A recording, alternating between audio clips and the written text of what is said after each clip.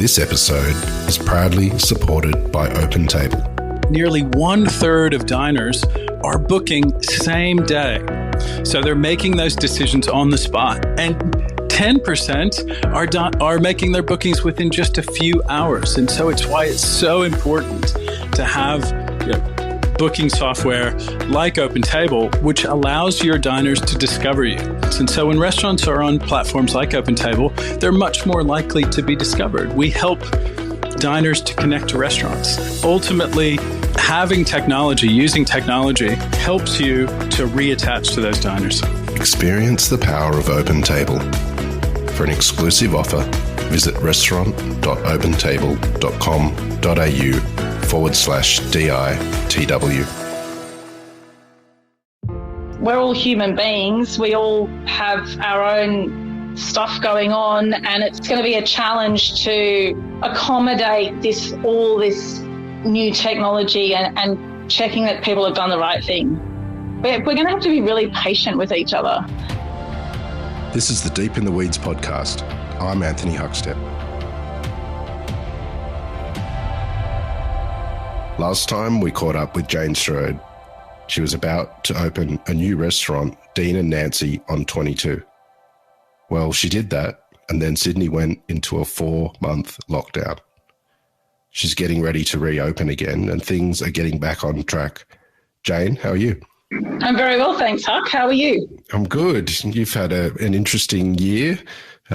Opened a new restaurant, back into lockdown. How are you feeling?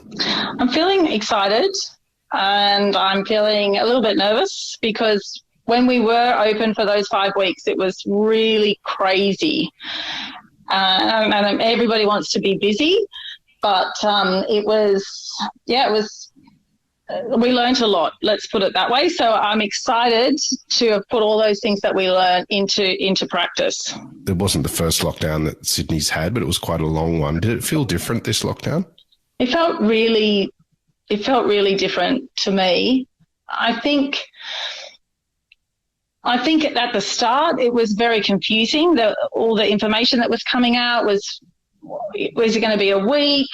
How are we going to handle this? I know that Gladys had a very easy approach in the past. I think Sydney siders had been kind of lulled into this false sense of security that we'll be right, and our contact traces are amazing, and it won't last that long, and it won't be like Melbourne.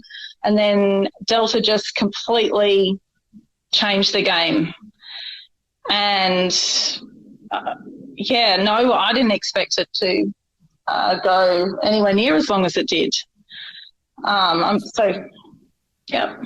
What sort of impact did it have on you, such a long lockdown? Well, it's given us a lot of time to reassess the menu, how we dine, the venue, like use the data that we've gathered. It's been a challenge to stay engaged with all our team members. There's been lots of Zoom meetings. I've been running cooking classes. We've been doing trivia nights. We all really like each other, so it's been easy to stay engaged. Today's my first day back with seeing all the bar and restaurant team, and it's just so amazing to have people in the venue again, and noise and energy and personalities, and it's really exciting to be getting stuck back in again. Dean and Nancy on 22 was only open for 5 weeks. Tell us about what it was like in that period and what the offering was.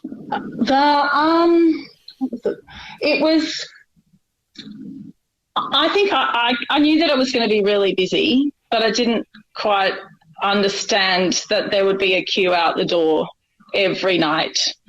And that's so I was still just shocked at how much food was leaving this tiny little kitchen.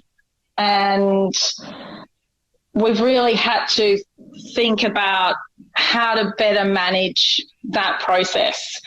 So it's now a much more the devil is in the detail, I guess. There's much more prep to be done, and food is now, it's an easier way to share the food and deliver the food to the guest. What are some of the issues that you think you'll be facing moving forward during this sort of reopening phase? I think people checking in and showing us that they've been fully vaccinated is going to be really, really tricky to manage. It's time consuming. It's absolutely necessary that we all take the time to do the right thing. I think people are going to get frustrated with how long it takes. I know that someone that works for us that's come to work today, he is double vaccinated, but they can't find his certificate. There's going to be all these little technical issues that we just haven't had to deal with, and we're all human beings. We all have our own stuff going on, and it's going to be a challenge to just accommodate all this new technology and checking that people have done the right thing. We're going to have to be really patient with each other, and that's going to be hard because people are just chomping at the bit to go out and have a good time and party and drink and eat and socialise. Like, we just want to do that so badly, and we want to provide this environment for people to do that, but we still have to go through these processes that don't feel that easy at the moment. Vaccination rates are quite high, and they're obviously growing every day. What's your sense and feeling with this reopening in the next year for hospitality? I think that there's I honestly don't know. I feel like this last lockdown and this last variant has really solidified that we really have absolutely no idea what's going to happen next, and that it's very, very hard to plan anything. And that even if we are fully vaccinated, there may be another variant that just changes the game completely. I think we still need to just keep doing the right thing, but also emotionally prepare ourselves for the ground shifting completely at any time. You mentioned that today's the first day of catching up with your staff and getting on top of everything. How are your staff feeling about opening them up? Everyone's really excited. Yeah, everyone's really pumped. I mean, it's an amazing venue. It's a really exciting place to work. Everyone's really, really excited. It's not too long till you do open the doors. How is it going to feel once you fire up the kitchen and welcome guests in again? We keep saying it's our second chance at a first impression, which I love. And it does really feel like it's brand new again because everything stopped. But I guess it's like having a second child. So the first time you have a child, it's so brand new and it's so magical, but you have no idea what you're doing. I don't know. Just tell me what you want and I'll give it to you. I don't know how to put you to sleep. Like, all the stuff that you've read in books, nothing makes sense until you're actually doing it. And then you have the second child and you go, oh, yeah, I know, I've got this. I can do this. I can handle this. I know what you need. I've learned. I'm experienced. So it's all the joy without the anxiety. What's exciting you about this upcoming summer? I'm excited about we've really refined the food. It took us a while to really decide what was best going to suit this incredible space, this room, and what the kitchen is capable of.